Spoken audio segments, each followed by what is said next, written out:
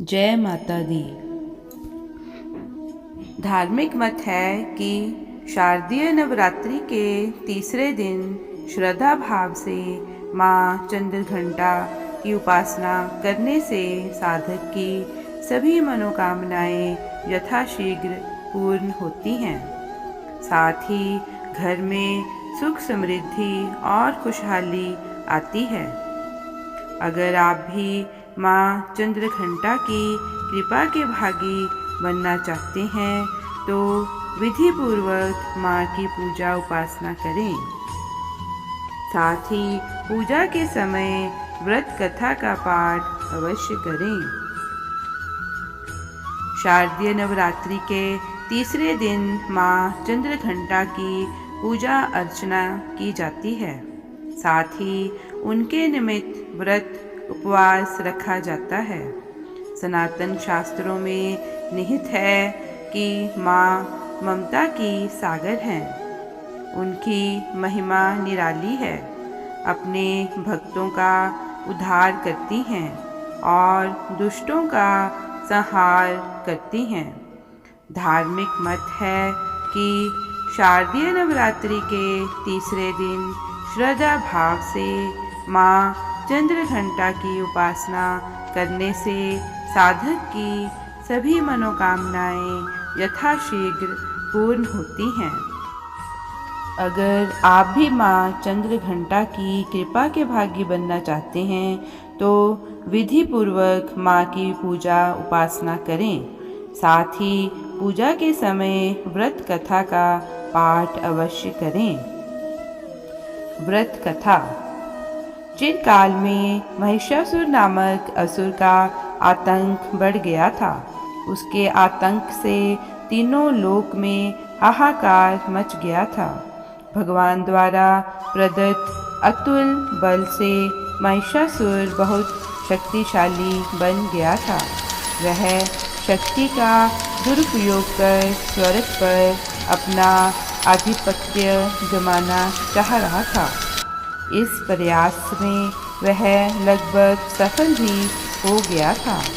उस समय स्वर्ग के देवता भयभीत हो उठे। स्वयं स्वर्ग इंद्र नरेश भी चिंतित हो उठे। महिषासुर स्वर्ग का सिंहासन पाना चाहता था। उस समय सभी देवता ब्रह्मा जी के पास गए और उनसे सहायता मांगी।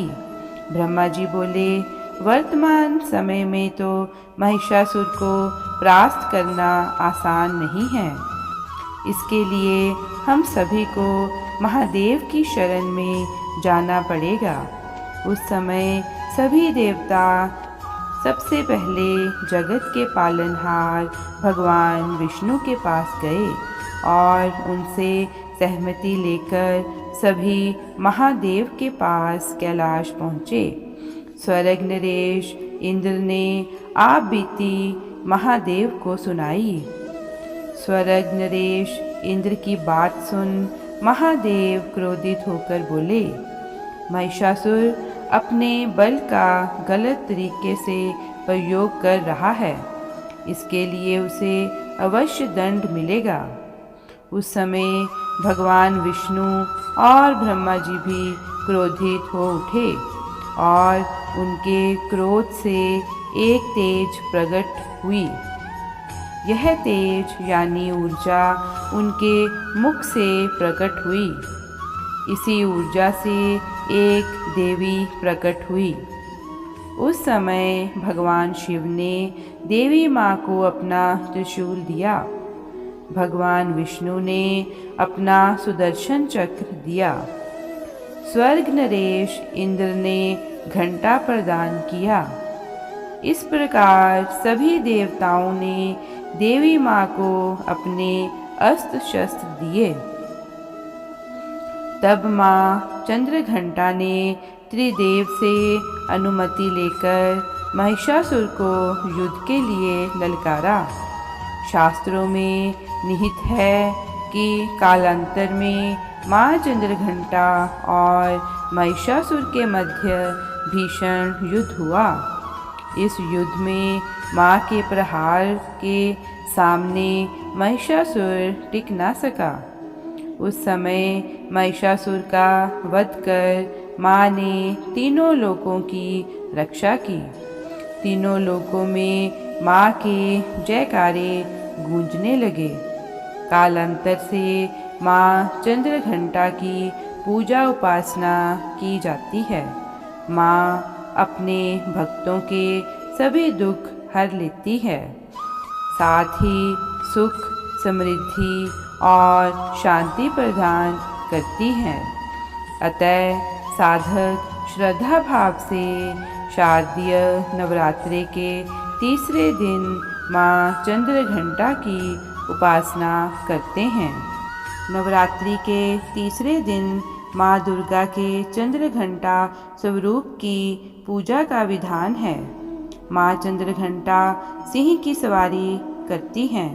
10 भुजाओं वाली चंद्रघंटा स्वरूप में देवी एक तरफ कमल और कमंडल तो दूसरी ओर शत्रुओं के नाश के लिए त्रिशूल, गदा और खड़ग जैसे अस्त्र भी धारण करती हैं। आइए जानते हैं नवरात्रि के तीसरे दिन देवी के चंद्रघंटा रूप की पूजा कैसे करनी चाहिए। पूजा की विधि, मंत्र और किस चीज़ से लगाना चाहिए माता को भोग। माँ चंद्रघंटा पूजा विधि। माता चंद्रघंटा अपने मस्तक पर मुकुट धारण करती हैं। उसमें अर्धचंद्र और दिव्य घंटी लगी है, इसलिए इस स्वरूप में देवी माँ चंद्रघंटा कहलाती हैं। माँ के इस स्वरूप की पूजा के लिए नवरात्रि के तीसरे दिन सुबह जल्दी स्नान कर माँ का ध्यान करना चाहिए। देवी की पूजा के लिए लाल और पीले फूलों का उपयोग करना चाहिए। पूजा में अक्षत, चंदन और भोग के लिए पेड़े चढ़ाने चाहिए। माना जाता है कि मंत्रों का जप, घी से दीपक जलाने, आरती, शंख और घंटी बजाने से माता प्रसन्न होती है। माँ चंद्रघंटा के भोग। माँ चंद्रघंटा को दूध से बने मिष्ठान प्रिय हैं। उन्हें भोग में दूध से बने पेड़े चढ़ा सकते हैं। दूध को गाढ़ा कर खोया तैयार कर लें। एक कढ़ाई में खोए को गर्म करें और उसमें घी मिला दें। दोनों को भूरा होने तक भुनें। ठंडा होने पर इलायची पाउडर मिलाएं और पेड़े का आकार दें। जय माता दी। आशा करते हैं कि आपको तीसरे नवरात्रे की व्रत कथा के बारे में दी गई जानकारी अच्छी लगी है तो इसे लाइक और शेयर करें, और अगर आप इस चैनल पर नए हैं तो इसे सब्सक्राइब करें और बेल आइकन को प्रेस करें ताकि आपको आने वाली हमारी हर नई वीडियो की जानकारी मिलती रहे। धन्यवाद।